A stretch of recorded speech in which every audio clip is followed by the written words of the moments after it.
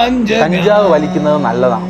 അത് കഞ്ചാവ് എങ്ങനെ കൺസ്യൂം ചെയ്താലാണ് അതിൻ്റെ 90% പൊട്ടൻഷ്യൽ കിട്ടുന്നത് എന്നെല്ലാം നമുക്ക് ഈ വീഡിയോയിൽ കാണാൻ കേട്ടോ. ഇത് അടിക്കുന്നവർക്ക് അറിയാം, നല്ല റിലാക്സ്ഡ് ആയിരിക്കും. നമ്മൾ എന്ത് മൂഡിലായിരുന്നാലും ഈ കഞ്ചാവ് വലിക്കുകയാണെങ്കിൽ അത് ഡബിൾ ആക്കും, നല്ല ഉറക്കം കിട്ടും, ആഹാരത്തിന്റെ രുചി കൂട്ടും.